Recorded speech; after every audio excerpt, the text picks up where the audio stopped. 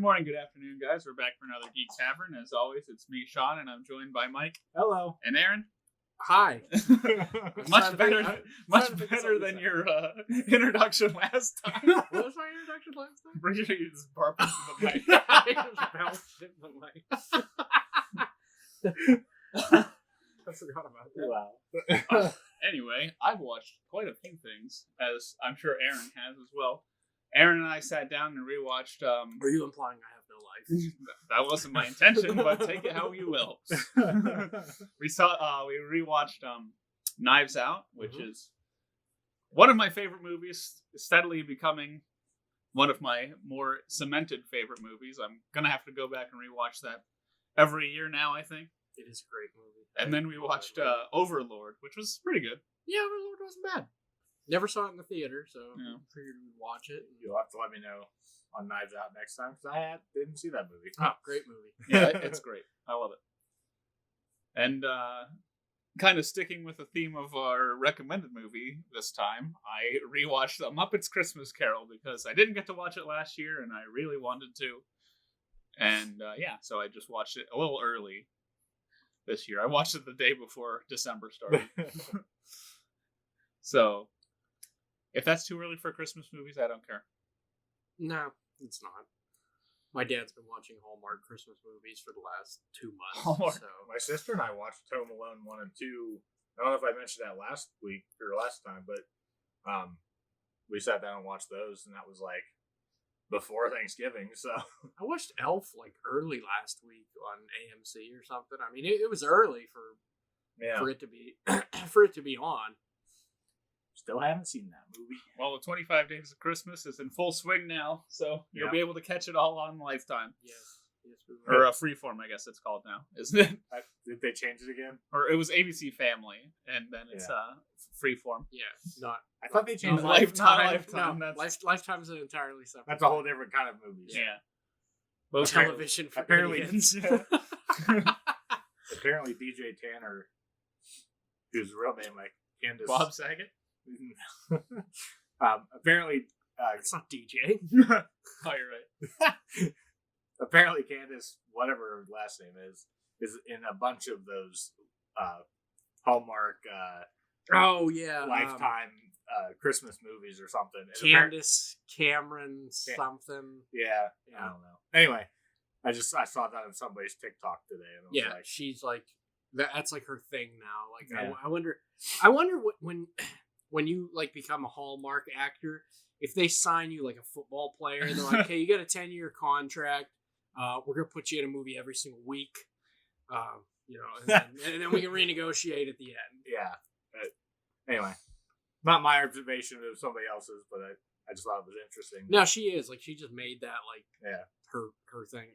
I'm sure there's money in it, so. My family, I mean, whatever. Oh yeah, my family was watching one of those movies that she was in, where she plays twin sisters, and I'm like, man, she just gets all the screen time in this movie. Wow. Now, do you get paid twice? I would negotiate that. Yeah. Like, well, I want double pay. What? I'm playing the same person. 2 parts. Yeah. Two different parts. So, Aaron, have you watched anything else? Yes, I watched a lot of things. I watched the Gene Hackman and Denzel Washington movie Crimson Tide, which is a very good movie. I went back and rewatched RoboCop 2 and 3, which aren't as bad as I remember. 3 is still pretty bad, but I think that with a little polishing, it would be less of a turd. And then I watched Snowden on Netflix. Not that great. It was okay, but it wasn't anything. I feel like I've heard of that now. It wasn't anything that I would write home about. Yeah. Right. I myself haven't watched too much other than the aforementioned Home Alones.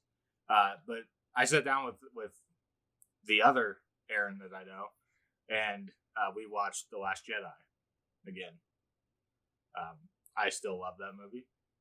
It really came from IGN did a poll on Facebook where you voted on your favorite Star Wars movie, and The Last Jedi was actually number 2. Wow. Out of all the votes, and there was a decent amount that you can. I mean, you couldn't take it like, I don't know, court or something, but So Shawn and I watched a good Rian Johnson movie. No, I'm kidding. I'm kidding. The Last Jedi's pretty good. I love it. I just thought that was a good place to Yeah, make that a joke was about it. funny. Yeah, I could just imagine everybody losing their absolute minds in the comments. It's like, The Last Jedi is not a good movie. People really hate it. But for real, Knives Out is probably Rian Johnson's best movie, in my opinion. Yeah. Have you ever seen Looper? That movie's really good too. I saw half of it. I own it. I need to go back and watch that. Yeah, that's really good too. Yeah. It's good. It's good, but I think I still like Knives Out most of his movies. Well, we had an absolute bombshell of news literally today. Yeah. Only a couple of hours before recording this. Is that I hope we're the first to break this. Yeah, I doubt it. Not likely. But Warner Brothers, their 2021 film catalog is going to be, as well as when it's originally supposed to release in theaters, is going to be dumped on HBO Max the same day. So that's pretty cool.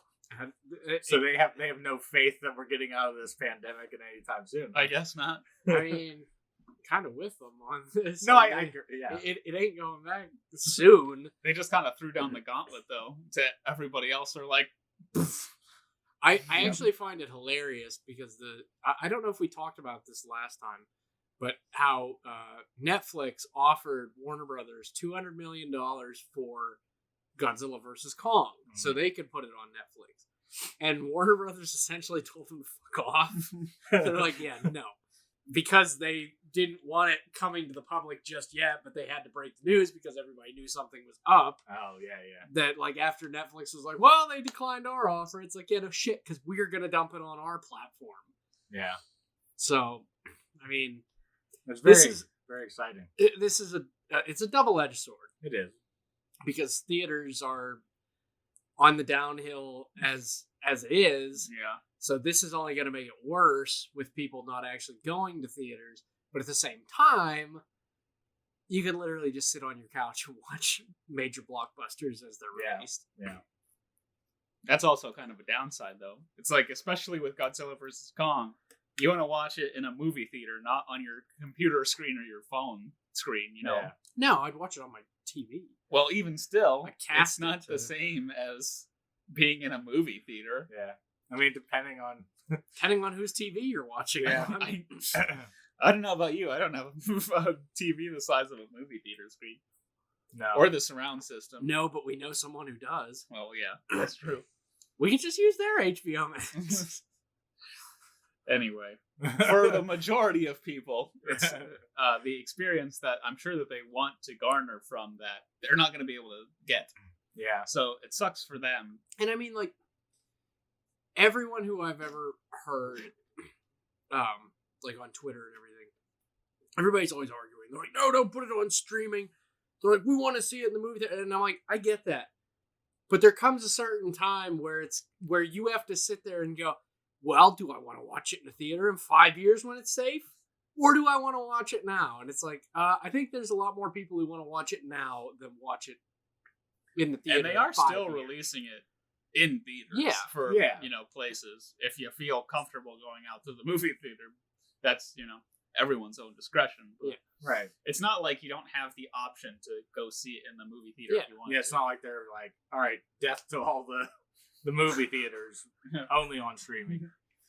Think about Back of the Woodshed. I'm just curious how other streaming services are going to approach this, specifically Disney Plus, because I mean they're the only. Well, they're already releasing Soul for free.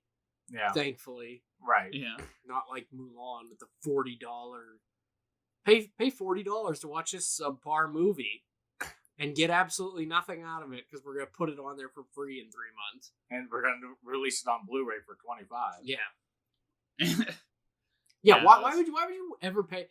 Who in their right mind is going to pay $60 to watch the movie one time and then $25 to own it. Yeah. Like, you better really love the story of Mulan if you're forking out that much money. I mean, I'm not going to lie. I understand everybody said that movie was garbage. I obviously haven't seen it. But I am kind of excited to watch it for myself when it does drop eventually, whenever that is. Oh, yeah, I'll give it a watch. Yeah, I'm not paying money for it. Yeah, it's Christmas time again sometime. Yeah. I am glad that Soul is going to be put on there free, though. I'm wondering why that is. Like, are they more because animated movies are, like, even more expensive, if not just as expensive as... Yeah. Like... Which is kind of weird. Because they did the same thing with Onward, because Onward came out for like 3 or 4 weeks, and then that's when the pandemic really kicked into gear. Yeah. And then they're like, okay, we'll watch it on Disney Plus. I still haven't watched that. I forgot about that movie. And now, because Soul, it's in another animated movie, they're like, just throw it on there. And it's like, there's no price wall behind it like there was Milan. Yeah. I wonder if they really just like went out of their way to like, let's see if this works for Milan with that ridiculous price tag. And it clearly backfired on them. So they're like, oh, well, we're not even going to bother with Soul. Now, I wonder if they're trying like both ends of the spectrum kind of thing. You know, like free and then paid, you know. Listen, if you tell me I can watch the movie for $10, I'll watch the movie for $10. Don't charge me $40. Yeah. You're already getting $6 a month from me. Yeah. Like, I'll pay $10. I'm not paying $40. Jesus. Yeah, that's a pretty ridiculous price in my opinion. Even $40, that's 3/4 of the year that I'm paying for your subscription. So the people that paid this money for Mulan want their money back. Well, can they watch it more than once, or is it like a one night pass? It's like a 24. If it's anything like Amazon Prime, so the way that you do it is you can watch it for 24 hours. Yeah. But once you start it, that's like your first. Yeah. I think Voodoo's like the same thing. I think it's 48 hours though. Mm. But which you can watch it as many times as you want in that 48 hours. But just down a pot of coffee and watch it back to back until you have it memorized. But I forget what I was even saying now.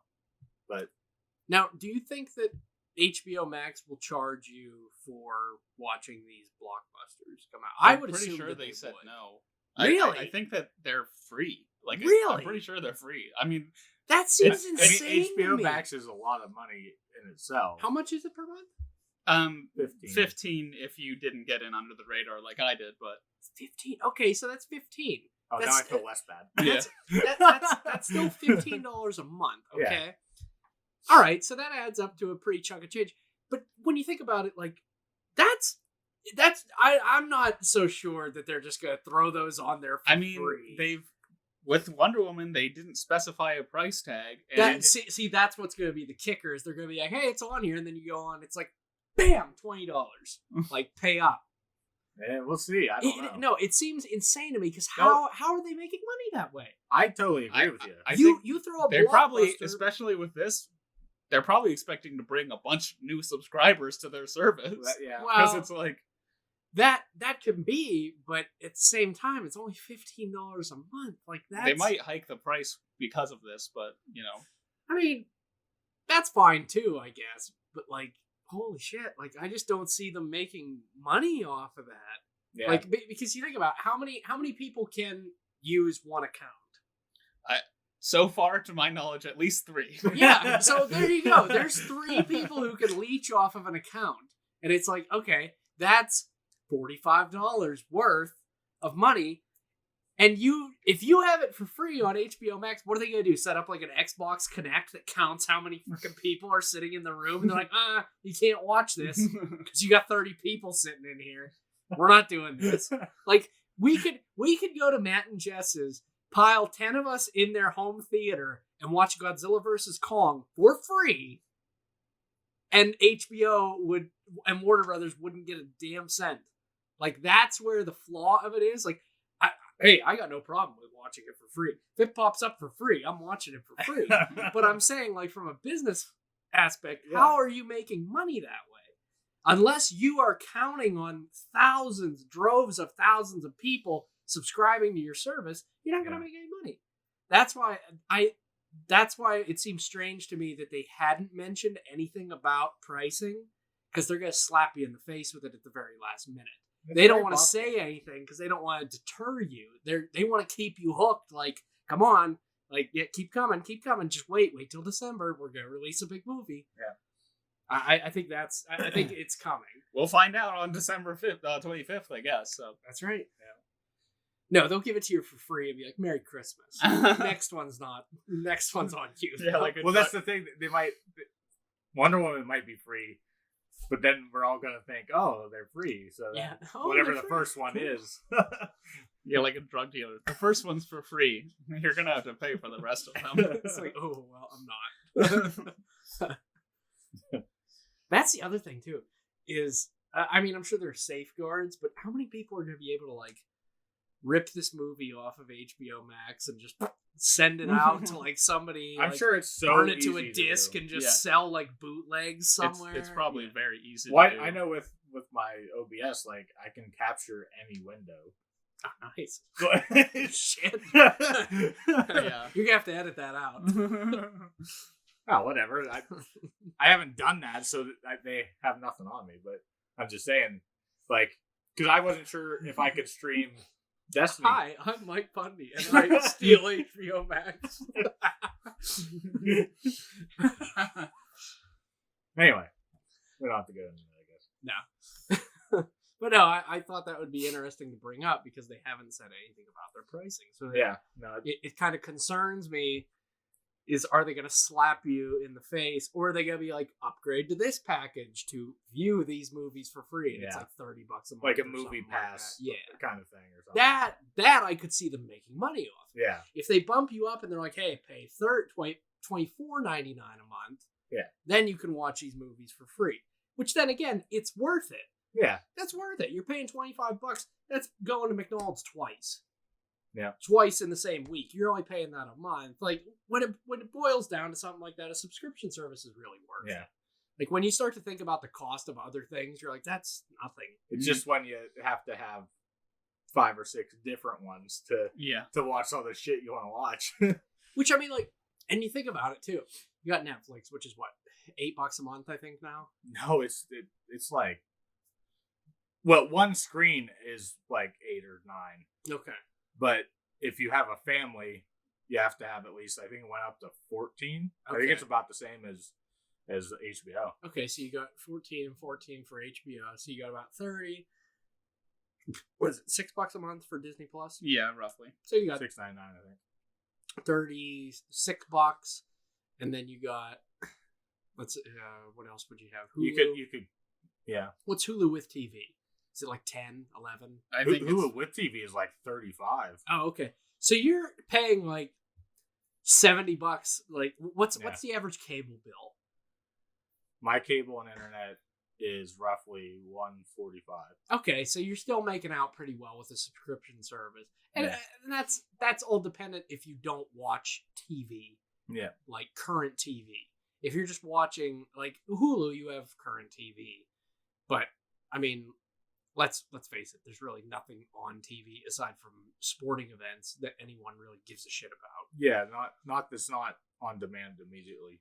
Yeah. I mean, there's like Netflix, and that's the beauty of streaming services is that they cycle everything, so you're not stuck with the same shit every time. They're always adding something or cycling something out and bringing something new on, except for Disney Plus because that's just going to be that way forever. And they're just going to dump new stuff on there. Yeah.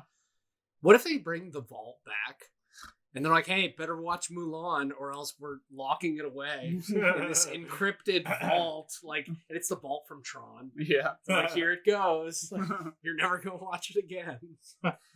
They destroy every physical copy of it in the world. Well, speaking of Disney Plus. Oh, yeah. We spent 20 minutes talking about HBO Max. Let's talk about another streaming services series. Yeah, we have 2 episodes of The Mandalorian to catch up on. Yes, we do. I mean, we've all watched them, but, talk about it anyhow. And I'm pretty sure everybody's more excited to talk about the second episode than the first episode. Oh, yeah, obviously. But, I honestly try to think what 4 was. It was whenever he goes back to, what's the name of that planet even? The one where yeah. and they raid the It might be my least favorite episode. Let me just start with that. that one. They go back and meet. How do you Grief dislike and that Cara more Dune. than episode 2 with the frog? Oh yeah. I loved episode 2. Why? No, bro. That one was so bad. The Why spider- though? Just killing spiders. No, yeah, that was cool, but it's just there's no substance. It's Yeah, all that- flash yeah, and it no was- substance. There was. I mean, I guess there's stuff. Yeah, there's stuff that happens in 4. Anyway. Yeah, we learned about the cloning stuff in Yeah. that one. And we see what could possibly be a early Snoke clone, Yeah. which I'm still convinced that they were trying to clone Vader. Yeah. I'm still convinced of Yeah. that. And at the end of that episode, the suits almost proved to me that they were trying to clone a Vader. I mean, a lot of people said, and I don't know all the lore or whatever, but there's like 3 different forms of Death Troopers. Is that what they're called? Yeah. But they were basically the most advanced one. Like, Mhm. you know, it's basically exoskeleton armor. Yeah, like a Vader suit. Yeah, is what they're gonna essentially. end up having. Other than like, it's not really meant to keep you alive. It's just to make you more badass. I'm wondering though if they had clones that survived, but they needed the suits, That and they could were be, like, too. That's what I'm thinking. and they're like, we use it to our advantage. We give them powered suits, and they're even more powerful, like going out into battle. Yeah. Which I hope that we get a look at one of those in tomorrow's episode. Like, all I would want in that episode, I don't want a big battle. I want one encounter. I want one scout that they meet and like Mando has to try and kill it. Yeah. And it nearly kills him, or I'm not going to say his name because we'll get to that. Yeah. Yeah. But, so yeah, basically in that episode, it's just he goes back to that planet because the Razor Crest is absolutely fucked, so he needs it repaired. So Grief Carver, even though he spent 1,000 credits to get it repaired. Yeah. That's the best you could do. They put some guys on it to fix it, and then they're like, okay, we'll fix up your ship, but you have to destroy this Imperial base, basically. Another side quest for the Mandalorian. Yeah. But I'm sure he was happy to help because he's friends with Cara Dune and Grief Carver. Yeah. So yeah, they go and try and take out this it's like the last remaining Imperial post on the planet. And they think it's just like a They small, just think, yeah, they're like, oh, hideout like kind of thing. armory or Armory, whatever. yeah. But it turns out we find out that it's where they were attempting to clone. We don't know what, but they're trying to take the child's midichlorian count and inject it into these clones and presumably make them force-sensitive Force users. Create an army of Sith So Sith soldiers. midichlorians are basically a form of cells that we would have because we produce more if we lose blood or whatever, right? So like, Yeah, I guess. Yeah, it's like because I was it's thinking like like a T cell count or something. it's going to reproduce in Baby Yoda's body because surely not. Yeah, they said that they were like almost bleeding him dry. So Yeah, they're like, well, I took that as with blood itself. Like if they take more blood, then he would just die. Now, did you find it online, or did you actually pick up on it in the episode? What you told me when they see the clones? I saw it online. Okay, there's a musical cue when they see the clones that is Snoke's theme from The Force Awakens. I heard, whatever YouTube video I watched. Yeah. So I was like, oh, like, and they don't show you what it looks like, but you can just tell from the deformities that it is. Well, it's kind of like that a grayish. it's the precursor to a Snoke. Yeah. Which, you know how people always said, they're like, oh, well, the deformities look like Vader or whatever, which I don't know. You get into the cloning and all that, like maybe something screwed up and he just ended up with those same deformities that he had or whatever. But that, I don't know, that could definitely be the original clones that eventually they I mean, I'm their sure way to the Snoke. Empire has Vader's DNA Oh yeah. somewhere. Oh yeah. You know, The Emperor wouldn't have. Yeah. He would have had a failsafe if Vader had died or whatever. He would just man up. wasn't there a time in? It's probably not canon now, but wasn't there a time where they had Yoda's DNA or something? Yeah, Didn't I hear sure. about that or something? Oh yeah.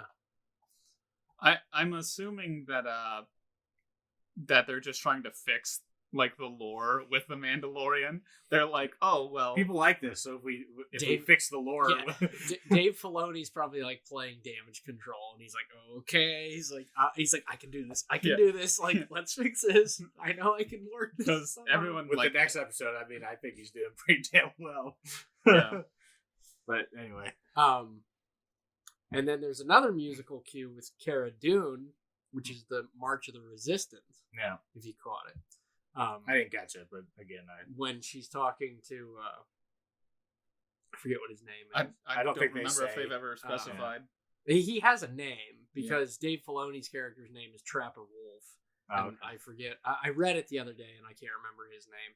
But he gives her a medal after they talk about Alderaan. Yeah. And the March of the Resistance plays, which makes me wonder what role she has in the start of the Resistance when the First Order starts to come into play. yeah, But that'd be pretty. it Awesome. was a good episode. It wasn't bad. I mean, it was like I really enjoyed the episode, but at the time, episode 1 was still my favorite. But it was like really close. Like that episode was like really close to being as my favorite as episode 1 was, and then the most recent episode came out and And it's like no completely just changed the way that this entire season was looked at. Basically, I can't believe you thought that episode 2 was better than this I don't episode. know. Like, I don't know what it is about this one. Like, I mean, yeah, we find out some cool shit at the end. You know, obviously some big stuff, but You didn't like Horatio San's hilarious character, Fishman character? Yeah, he's a slave. It's hilarious. I mean, I don't know. Yeah, That's a little fucked maybe up I just too. wasn't. Maybe I just wasn't in the. I don't know, in the moment. there were some good parts in that too. Like I thought it had some really good action. I It mean, did. maybe it's because I mean, the Carl Weathers is an action. he's movie guy. 71 years old. Yeah. No, he did a good job directing this episode. Remember, my only qualm with the episode was when they were like running through the hallways, like shooting stormtroopers. He literally did the side wipe like 4 times in 2 minutes, and I was like watching it. And I'm like 1, 2, and then I was like the third one happened. And I looked at Shawn. I was like, he just did the wipe 3, and then it goes again. I'm like 4 times in 2 minutes. I'm like, why is he doing this? I'm like, why is this an editing choice? Wow. My biggest gripe was Jean Jacket Man. So in the background, it was the Jean guy. Gene Oh, they guy, totally yeah. wiped them already. Yeah, Admiral Jeff Blue Jeans. Yeah, they got rid of him already. He still has a core page.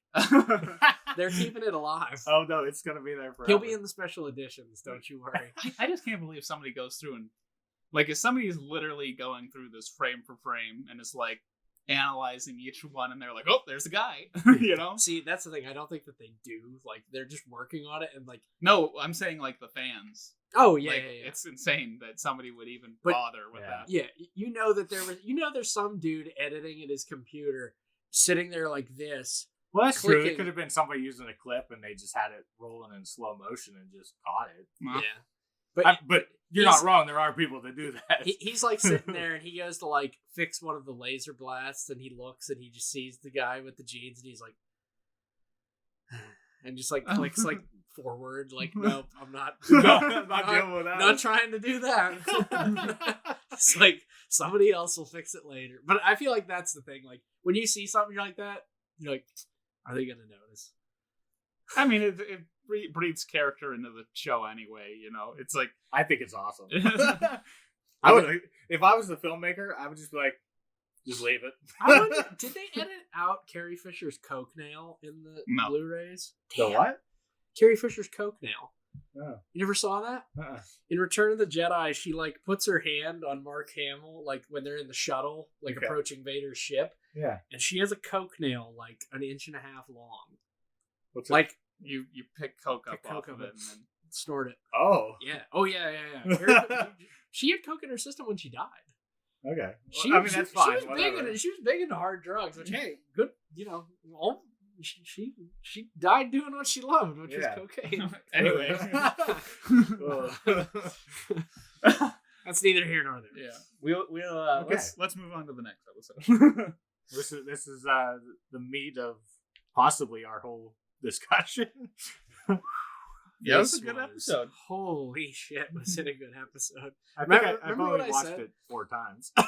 We watched it twice in the same day. Yeah. But Shawn and I were talking about it, and I said, watch this episode B.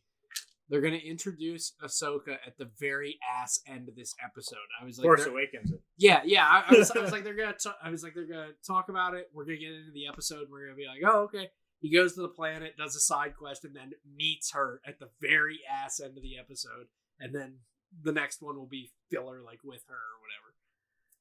And they literally open the episode with her killing these guards. And I was like, well, we wasted no time with that. Not just killing, but holy shit. Massacre. Oh my god. Those scenes were amazing. My favorite, they look really great. My favorite part, or, I mean, the whole thing was great.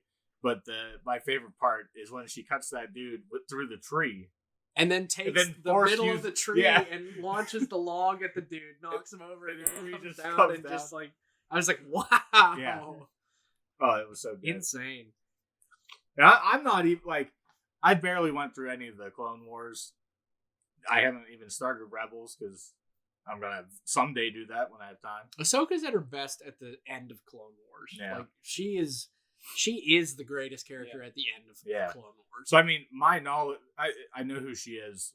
That's about as far as my quote-unquote love for the character goes. But, like, I can't imagine how everybody feels who knows this character and loves this character. It was cool. It was very cool. Because I was very excited and losing my shit, let alone anybody else. Yeah, we saw a lightsaber for the first time in the series. Yeah. Yeah, for real. That's what everybody was waiting for. Well, remember when Mando started and there was all the fanboys like, "Where's the Jedi and the lightsabers?" Yeah, I mean, it's a little ridiculous that he doesn't know about them, but that's I do. That's neither here nor there. It's a big galaxy, man. It's been only 16 years. 16. Well, excuse me. It's been what? It's been like 25 years since the Clone Wars. Oh yeah. So you're telling me he's not gonna know? He was a part of the Clone Wars. He was saved during them. You're gonna tell me that he was an old enough child that he'd be like, "Where are these dudes with these?" Yeah, I'm sure that he would like either way. Yeah. And it was like a lot of information dumped on us too. Like, yeah, I'm sure everybody would have been fine with just Ahsoka being present, but then we got the name of Baby Yoda and she name drops Yoda. Yeah, she talks about Yoda. And totally shows that she gives no shits about Yaddle. Who cares? Yaddle was in episode 1. Yaddle was one of those characters where you barely even saw it on screen. And then if you owned the visual dictionaries, that character was in there, and you're like, oh, another Yoda species. But no one cared. I was kind of just trolling because like there are people that are like, oh, she said she only knows one of them. Maybe she never met him. Yeah, maybe she never met Yaddle. I don't think we've ever had proof of that, have we? I don't know. It was just somebody's complaint. I was really just trolling. Maybe Yaddle... No, because Yaddle doesn't show up on the council in 2 or 3. So maybe she got killed off? Yeah, she died during the Clone Wars, maybe. Yeah. Where's the Clone Wars episode dedicated to Yaddle, George? Or Dave, I guess we should say. George and Dave. I mean, Dave would know. He's the one that... Buster. He's the one that invented Ahsoka anyway, so... Yeah. I thought you were going to say who invented the Clone Wars. Yeah, I was like, no, the Clone Wars existed before that. Dave Filoni invented the Clone Wars. No. But yeah, it's a conspiracy that goes all the way to the top. He's the chief authority on those types of matters. Yeah. I like I said our last conversation, The Mandalorian just kind of seems like another addition to add to this like Clone Wars and Rebels like timeline that he's been doing, because it's just clearly it's just referenced constantly. Yeah. So yeah, it's Do you think that we could like, you know how we adopted like Tom Mix in this town? Do you think we could like adopt Dave Filoni, even though he's from like Westmoreland County? Like, we could just be like, no, we'll take him. I don't think so. We'll just have Dave Filoni parades and stuff like that. And I bet if you go down there and you like ask people, you're like, yeah, remember Dave Filoni? Yeah, fucking nerd. You're like, yeah, well, you realize he's in charge of Star Wars now, and they're like, what? He will be. Eventually. Oh, he will be. Oh, absolutely. I'm convinced. Yeah. If they don't, they're stupid. Right. Yeah. So, yeah, we said that we learned Baby Yoda's name. Rogu. Goku. Goku. Yeah. Gogurt. Goku. Isn't it the worst fucking name ever?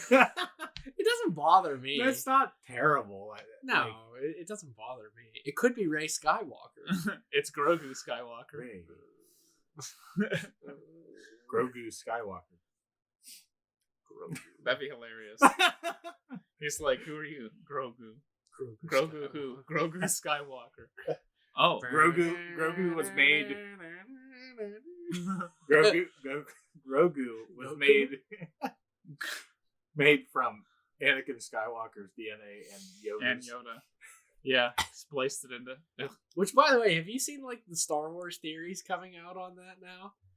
Where they're like, Anakin saved Grogu? Question mark, question mark, question mark. And it's like... There are plenty of people that survived the Purge. It's not surprising that... Oh, yeah. Did you see the meme? I didn't send it to you guys. Cal Kestis. Yeah, no, I wanted to send you guys the meme where it said... yeah. It says, it's Yoda saying, when gone am I, last of the Jedi will you be, to Luke. And then it shows, like, the meme of that dude, like, at the soccer game or whatever, standing there like this, like looking all disappointed. And they had 4 of them, and it was Ahsoka, Ezra, Cal, and Grogu. Well, we'll talk about which we don't Ezra. know about Cal. Cal could be dead for all. Oh yeah, no, I'm not saying Cal's alive at this point. Because Fallen Order takes Ezra place could 5. be dead at this point too. No.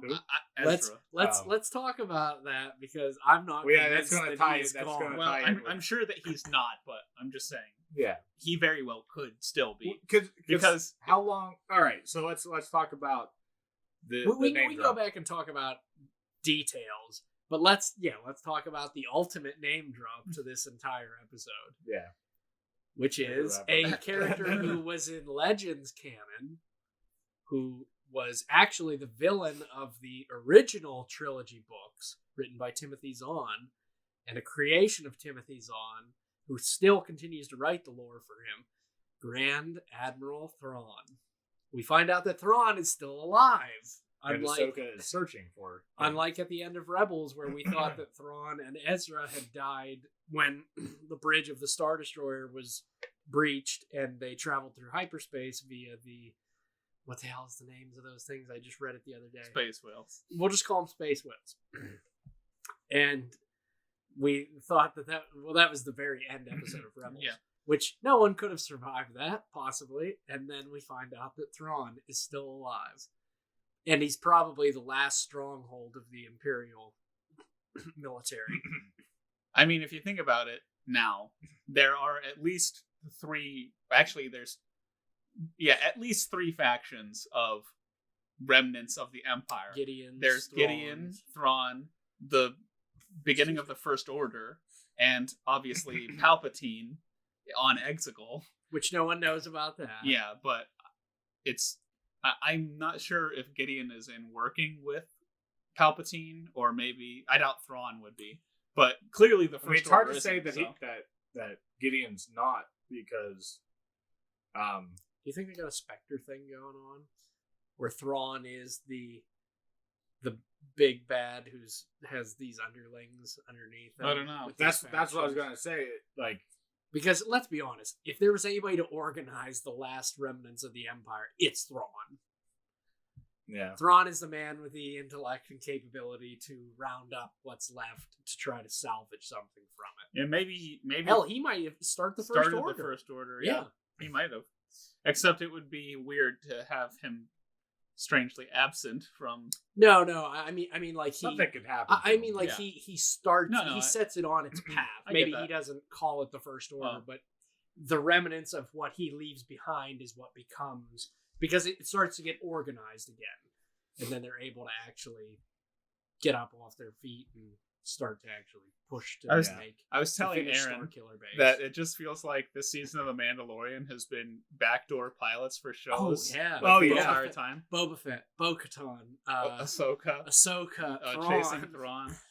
It's like what Arrow did for like all the shows. Like, yeah, I mean, it wasn't one season where they set everything up, but yeah, it's just kind of crazy. Like it's awesome though. This is a fan service parade. Yeah, really. Yeah. Every episode is just remember this, remember this, remember this. Not to get off of Ahsoka and oh my god, Thrawn, Drogon.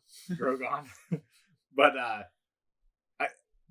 with this episode ending, I really don't think we're gonna see Boba Fett again. Like, no, where's he gonna come in at? You know, he's for certain not gonna show up. Wait, hold up. Unless he's hired by Thrawn. Tamara Morrison is credited with 2 episodes this season. Is he? Yes. All right. So either Rex or he has to show up again. Oh my god, if we see Rex. Because he's credited with 2 episodes, so... I feel like if we were to see Rex, it would have been last episode with Ahsoka. I mean, I don't know. Maybe he's hanging around with Sabine and everything, but it's hard to say anymore, really. Anything can happen at this point. Yeah, it's an open door. And like I said to you, I forget that there's an episode tomorrow because I was just reeling from last week's episode. Yeah. I'm just like just in such awe. And everything was so goddamn Yojimbo and Kurosawa. Oh my god. Yeah, it's cinematography is beautiful. That whole episode was just absolutely stunning. That world was very simple, but it looked great. Yeah, I loved I mean, just it happens multiple scenes where Ahsoka is like not there, and then it just pans and she's just standing there. Like it was like when she walks out from like she comes down the gate and then just walks into view and just starts walking towards them. I was like, that is so badass. Her cloak's just like blowing in the wind behind her. Yeah. And at the beginning when she's taking out all those whatever they are, like using her lightsabers to illuminate herself and then deactivating them to go back into the shadows. Yeah. It was like a Jedi Batman. Yeah. No, she really was. Yeah. Like she's like tackling these guys and just killing them. Like, and then she does her signature thing, which she did it in Rebels. I don't remember if she did it in Clone Wars at all. But where she has her sabers together and she ignites them and then they like pull out like they're being unsheathed. Yeah. That was cool. Yep. She pops up behind those 2 guards and just goes and just like kills them. Like you don't see her kill them, but you just see the sabers like ignite and then that's it. I guess we should also talk about her battle with the Magistrate. And then that was great. Mando's standoff with Kyle Reese. Yeah, that's probably my favorite bit of the episode. Which is so badass because they do nothing. Yeah, but it's so good. Yeah, it is because they're just standing there and he's like, you know, I love that he's like walking closer. And then he's like, oh, who? He's like, that's far enough. He's just like, you better back the fuck up, Jack. Yeah, that was definitely my favorite part of the episode. But the Beskar spear. Oh, yeah. Whatever. Which is lightsaber resistant. Which we found out earlier in the episode when he goes and finds Ahsoka, and Ahsoka tries to kill him, and she tries to hack his arm off, and he puts the gauntlet up, and it just deflects right off of it. Yeah. And I was like, Beskar's resistant. Okay. I guess one awesome thing to say about that too is when he gets the, I don't know what you call it, the string, the rope or whatever. And then she like pulls him up. And he has to cut it. Like that was so awesome. Yeah. All the action in the episode is amazing. I am really interested to see if we go to what is it? The Force. I forget what Seeing Stone. Yeah, I'm curious to see what happens whenever Grogu is placed on the Seeing Stone. You know, my favorite. Sebastian Stan comes as Luke Skywalker. That you know what one of the most. I think the biggest possibility is there was a point where Ewan McGregor was on set to work with the volume or whatever, like screen test. What if we get Force Ghost Obi-Wan? I never considered that. Yeah. Wow. Yeah, Yeah. he was in wardrobe too. Mhm. Yeah. Oh shit! You may have just stumbled upon the big spoiler. Wow. I didn't come up with that. It was on one of the shows. Oh, I It watched. okay. could I'm either not going to be, take credit for that. it could either be him or Yoda. Yeah, and, I mean Yoda. and or I'm anticipating some dark side Force users as well because Lol. yeah, Oh yeah, because Ahsoka said like he can choose his path. So Yeah. even though like the Mandalorian Well, is we're technically a good guy, but you know he is also a vigilante. He's not above like letting people hang from lampposts and letting creatures eat them alive. Is what I'm getting at. Yeah. I mean, we're gonna get something similar. I feel like in the Last Jedi, where Rey sits on the Seeing Stone and has her Vision thing. visions of the Force and finds the dark cave and all that. I feel like we're gonna get something similar to that. Yeah. Well, yeah. If we see that in the next Yeah, episode. this was definitely the best episode. I don't even think it's much up for debate. I know Not some really. people, like older people, still think that the first episode was the best episode. I still think it's the second best episode, but this one's Yeah. definitely the best. Yeah. No, yeah, this episode felt like a movie in itself. Yeah. Oh yeah. Yeah. Like Yeah, it was like so. I mean, Like- last episode too, it was just extremely cinematic, especially with the like TIE fighters and everything. Oh, yeah. Like it's just like watching it- getting even more cinematic as the Oh episodes yeah, go on. and let's be honest, the first episode was extremely cinematic. Yeah. I mean, they had to the spend the money on the special effects for a giant dragon. Dragon yeah thing. when he comes out of the mountains. Yeah, but I mean, like, yeah, the last episode, watching it, I was like, I know I want there to be more. Like, Yeah. like no, can we It continue was the with longest this? episode. Too. Yeah, I'm sure excited to see where it goes from here, and I get to watch tomorrow. Yeah. So, yeah, we will have there's 3 more episodes, right? So maybe we'll wait to record to lump them all 3 in one, Okay. or we'll just have one straggler for the finale. Yeah. Well, we'll see how the recording finale goes, we can have like a overview. but- yeah. or And then- what if we wait? What if we do it this way?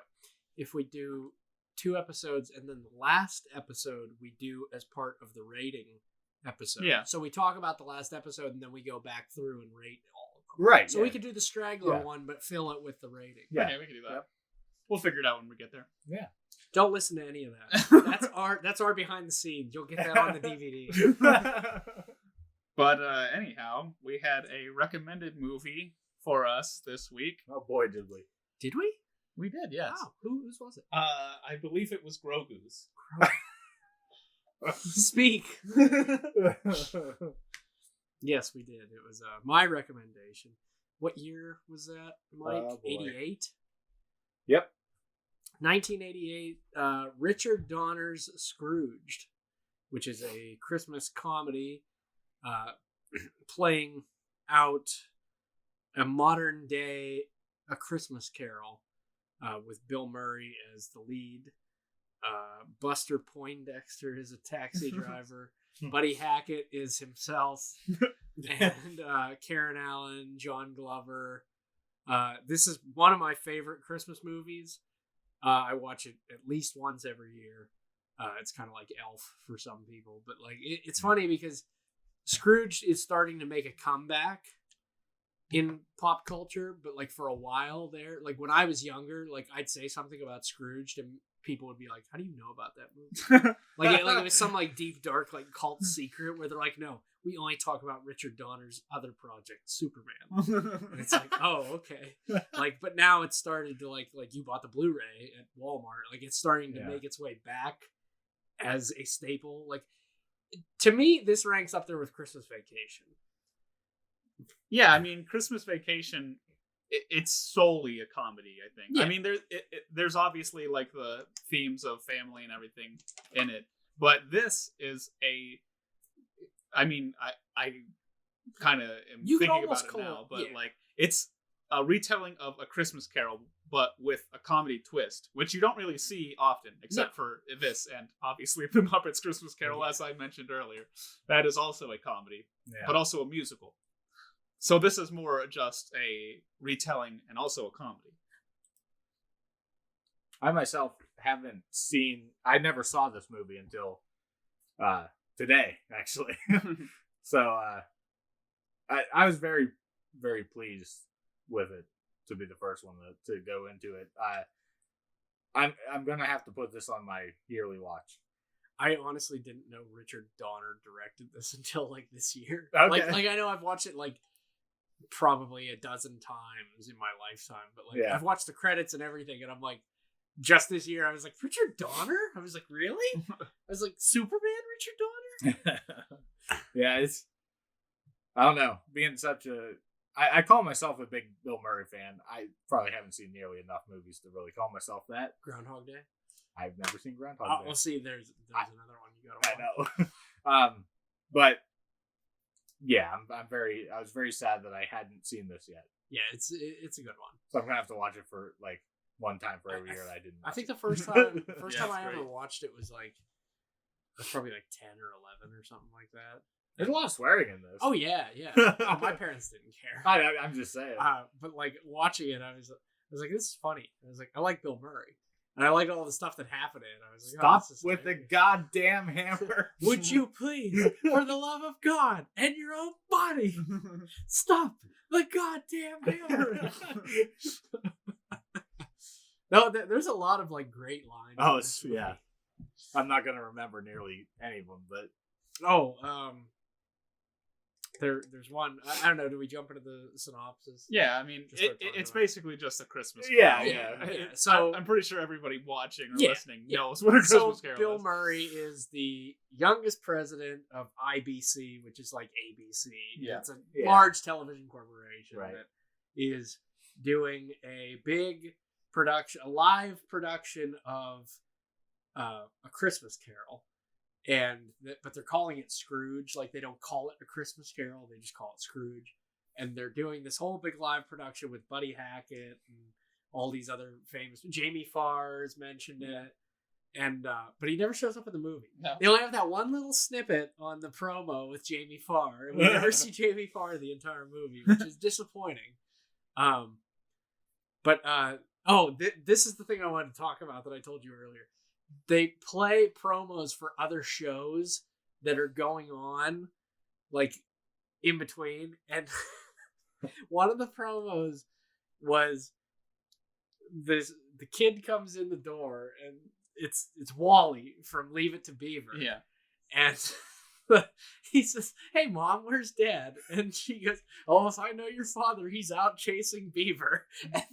And the kid like looks at the camera and does like that half laugh thing, and it says, "Coming to IVC tomorrow night at 5. Father loves beaver." Like, and I was like, this is hilarious. Like, it's just like jokes like that. But the whole movie opens with a promo at the North Pole where Santa and the elves are all making toys and everything, and they like are prepping for something and look out the window and like missiles start coming down, and they start getting like raided by these bandits, and Lee Majors pulls up on a snowmobile with a Gatling gun. Like, it is just ridiculous. Like, it's hilarious. So I got to the point where Santa and the elves and everybody went over and opened up a cabinet, and there's all these assault rifles. Assault and rifles. everything. I'm like, yeah. what the hell am I watching? Yeah. And then what was the special called? The Night the Reindeer Died. Yeah. Or something like that. yeah. Starring Lee Majors as himself. It was hilarious. What the hell? And then, so they play the promo for Scrooge, and Bill Murray's watching it. And it's this very nice, promo and everything. Gets you in the spirit. And then he's like, "Oh, here's what I would have done," and shows like this ridiculously horrific, like he's like it's like terrorism in a time of drugs, and it's like you could hear this guy like shooting up heroin.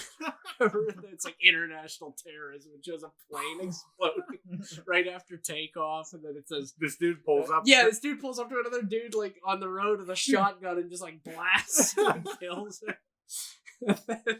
So then it has like this stone, like, big thing spelling out Scrooged, and then, like, a nuclear bomb goes off, and it says, "Watch it, your life might depend on it." And then he tells, like, his assistant he wants it run every hour on the hour.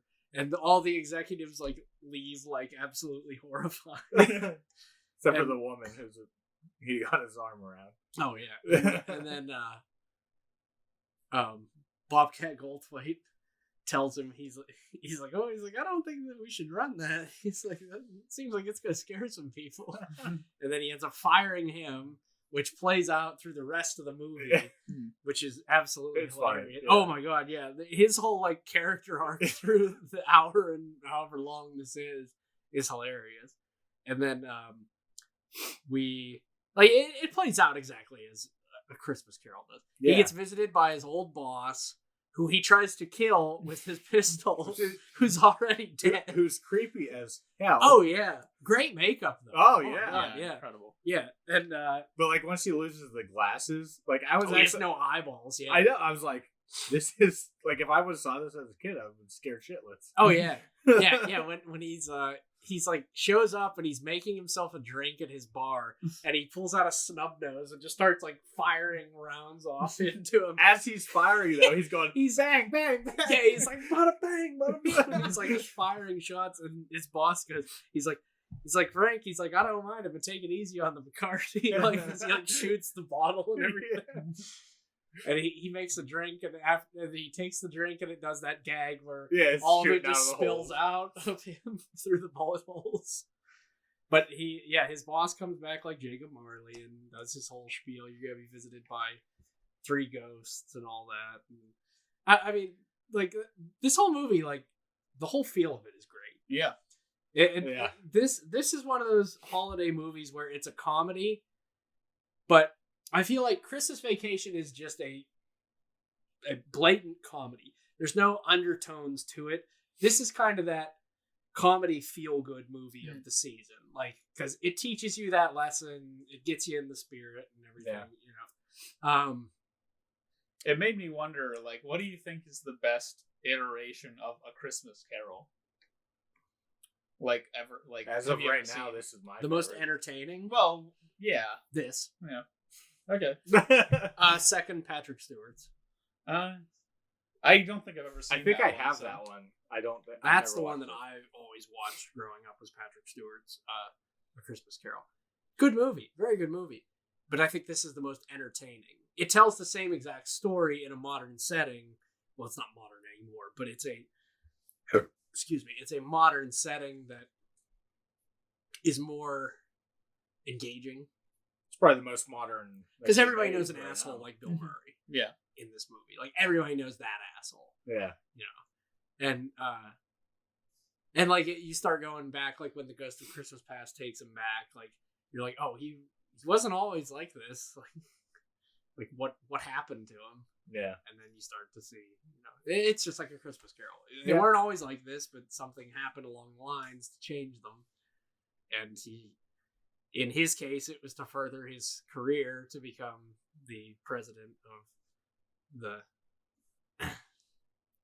IBC. Yeah, IBC.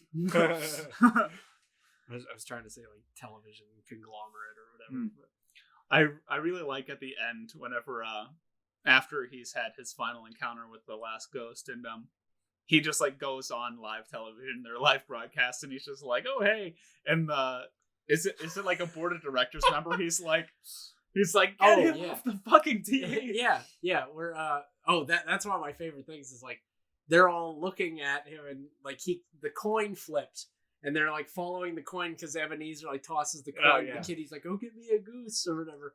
And he catches the coin, and they're like, yo, that's Frank Cross. And they're like, what's wrong with him? He's like, he's crazy. And the guy goes, he's drunk. And then Bryce, John Glover's character, sitting in the studio laughing, and he goes, he's finished. And Bobcat Goldthwait smashes him with the door and walks in with a double-barrel shotgun.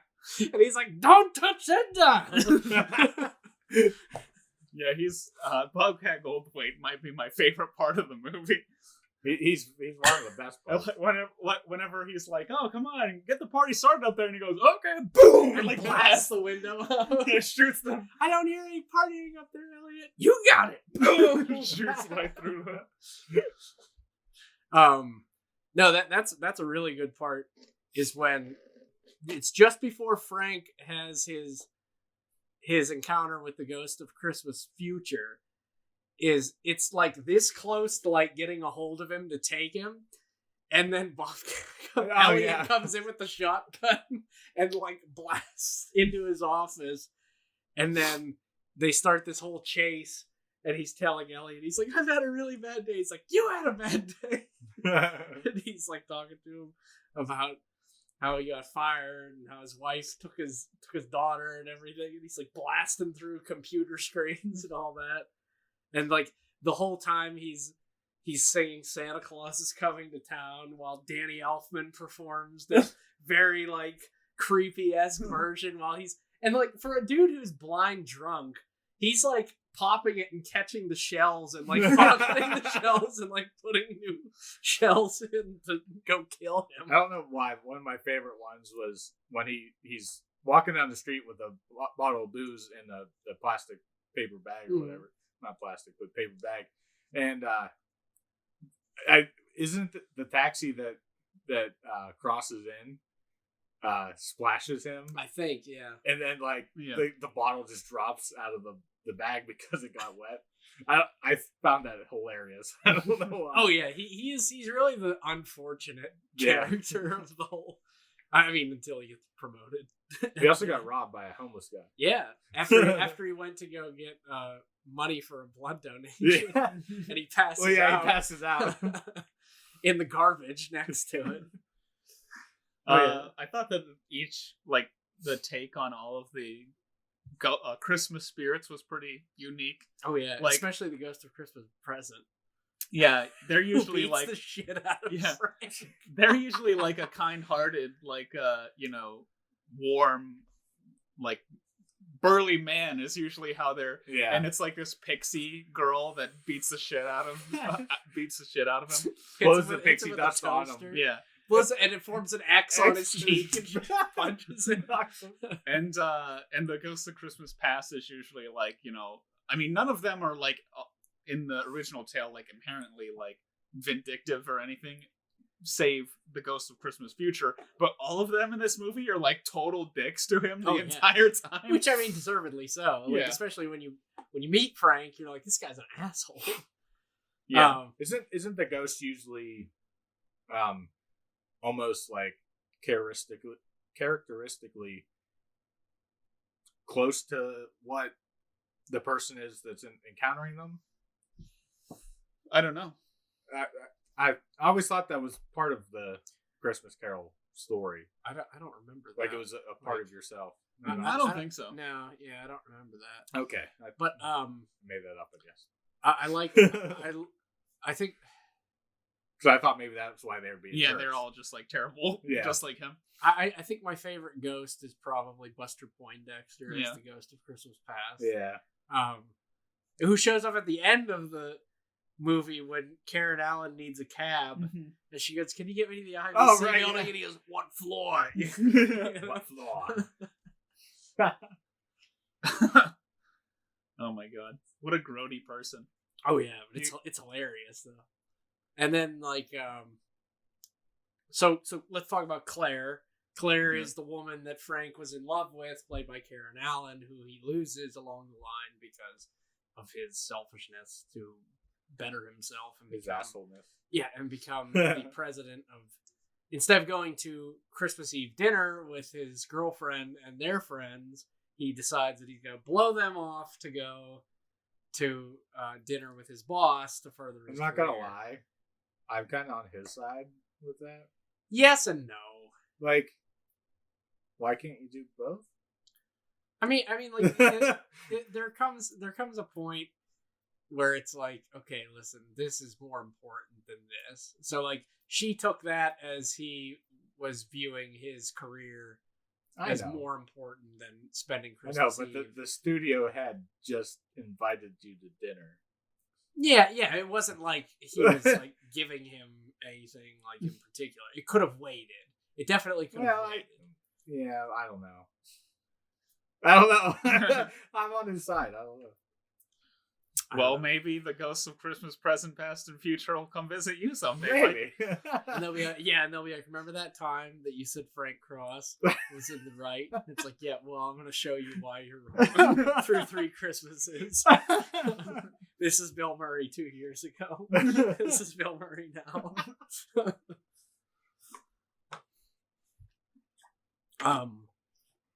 Yeah, so Claire is very selfless. She takes care of homeless people. She volunteers at the shelter. She's just an all-around kind-hearted person.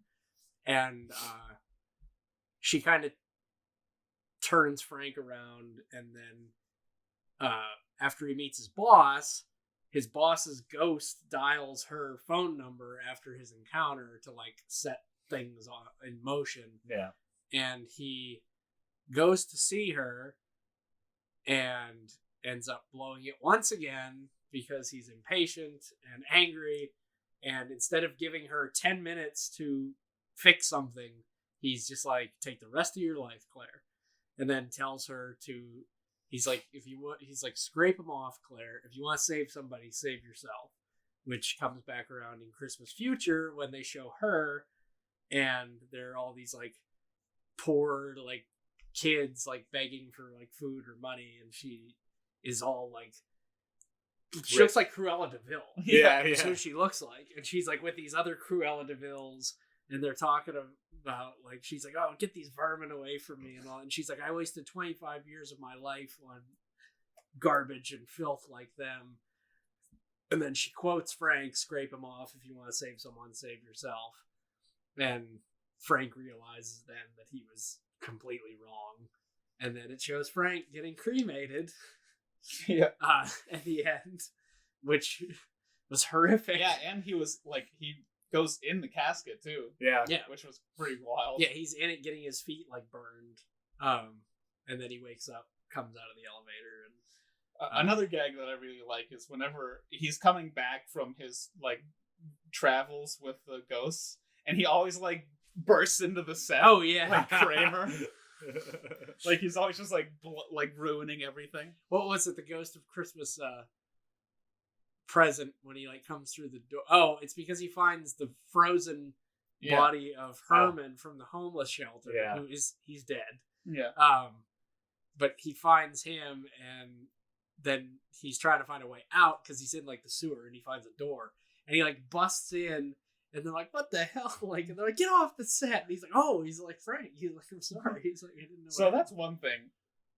That was the Ghost of Christmas Present. So Herman still dies, right? Yeah. Oh no, he's dead. Didn't you see his ghost at the end of the movie? Oh yeah, he shows up. He's flying with the Ghost of Christmas Present. Yeah, he just dies. That's like one thing where it's like, oh, okay. Well, and if you watch closely, he asks Frank, he's like, can I stay with you or something? Like he doesn't have a place to stay. So like Frank tells him, he's like, no, he's like, sorry, and then just like walks away, and that's because he had to spend the night in the sewer and just fucking died. Yeah. Which is just sad. Yeah, I it's mean, really horribly sad. Yeah. Oh, and then the best part about it was when he goes into the homeless shelter, they think he's Richard Burton. Yeah. The actor. He's like, oh no, another one. Yeah, and he comes in, and they're just like, he sits down, and they're like, hi, Dick, and they're like talking to him. He's like, why do you keep calling me Dick? And he's like, maybe we don't know you that well, Mr. Burton. It's like, but out, and he says like some movie title. He's like, we thought we had something special. And then like the mom from Throw Mama from the Train and the Goonies. She's like, please, Mr. Burton, can you do Cleopatra for me? He starts like doing an impersonation of Richard Burton. But yeah, I mean, like there's some really hilarious parts to this movie.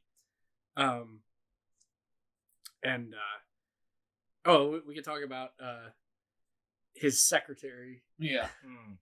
Grace, who's playing the Bob Cratchit of the movie, who has a child who's not crippled, but he's mute because he watched his father get killed 5 years prior. And she's treated like dirt. he like what does he say to her? Put yourself down for a towel as the bonus, like that he was giving his employees, and then she sends a VCR to his brother instead of a towel, like because she's asking him, well, what presents do you want sent to everybody, and then at the end of the movie, he speaks. He speaks. Yeah, which was nice. Yeah, it's funny because he got the cue from he was watching A Christmas Carol, right. or was it the Scrooge that they were doing? It was a Scrooge promo. Yeah, that they were watching. Yeah, and then and then he speaks. I guess that motivated him enough to speak. Whatever. Yeah. Well, Frank motivated. Oh yeah, by his speech about being good and everything. I thought that was a pretty good speech. It was a very good speech. Yeah, there's not much else to take away from the movie. It's just a story that we've seen a thousand times. Yeah, it's you know just the comedy story. that is really that makes it good fresh addition. and original. Yeah. Yeah, I mean, it's one of those movies where it's a story that's been done to death 1,000 times.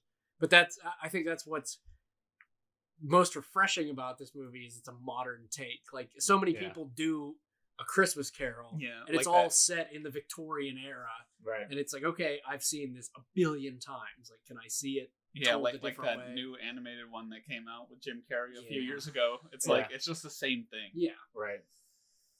But, do we have ratings for this? Yeah. You can go first. I would probably give this an 8.5 out of 10. Like I said, it's a holiday favorite of mine. I love watching this movie every year. And it's just, if it's not on your list of holiday movies to watch, if you have Christmas Vacation on there, this better be on there. Like that's really all I have to say is, like, if you want a good laugh and a good feeling from this movie, watch it. It's a good movie. Very good movie. It's well written too. Yeah. Mm-hmm. As somebody that had not seen this movie, and I can't compare it to Christmas Vacation because I have not seen that movie either. What? Yep. I don't know. It just, movies avoid me, or I avoid them. I'm gonna give it a 9 out of 10 because I don't know. I might become obsessed with this movie. I'm glad to hear that. I'm glad. Like, I really might become obsessed with this movie. Yeah, I'm gonna go 8 out of 10 just because. I mean, it's a great movie. I think I said at the end of our last podcast when it was recommended, this is my dad's favorite Christmas movie. I love this movie. So it was on all the time. Yeah. And 8 out of 10. It's just a classic that was redone really well. Yeah. So yeah. I'm probably gonna make. You can't make this movie today. No. And have it be as funny. Like, there's just something about. I've said it for years. There's something about the 80s, that setting that works so much better. 80s and 90s. That works so much better than today. Yep. So when people start making period pieces, start making them about the 80s. Yeah. Oh yeah. Stranger Things. There's one that works a lot better than others. All right. Well, there we had it. So we should probably have another recommendation. We do. This is the time of the podcast. Yep. This. I believe it's my turn. And I hope it so. is. Yes. It's Grogu's turn. How many times can I make that joke before it's unfunny? Once. Once was enough. -1. Yeah. Anyway, this is kind of a Christmas movie. Okay. It is definitely one that I revisit every year. It's a great movie. It's one of my favorite movies. I'll just come out and say it. It's an RV? Yes. It's 1982 John Carpenter's The Thing. Yes. And oh my God. Yes. I look forward to this every year. Yeah. Aaron and I watch it at least once every year. Yes. And it's amazing. You know, whenever somebody asks you, they're like, hey, what's your favorite movie? And for us, it's like, well, I can't really narrow it down. So here's like my top 5 favorite movies. Well, whenever I do that, this is always the first one that I say. So this might as well just be my favorite movie. Yeah. This is, So yeah, mark this. Mark this on another one that Mike hasn't seen. well, I'm excited. Oh yeah, just you wait. Oh, this is gonna be a ride. I don't want to like hype it up and then you be disappointed, but it's great. Yeah, well, it's John Carpenter, so. Oh yeah. Well, thank you for watching and listening, guys. If you don't want to be spoiled for John Carpenter's The Thing, make sure to watch it before next episode. I hope you enjoyed us talking about The Mandalorian and HBO Max for an hour because we had fun, as well as our Scrooged talk. Yep. Always Our a great 15-minute Scrooge talk. Well, it's a little shallow, but whatever. It's all good. Yeah. We'll catch you guys next time. Bye-bye.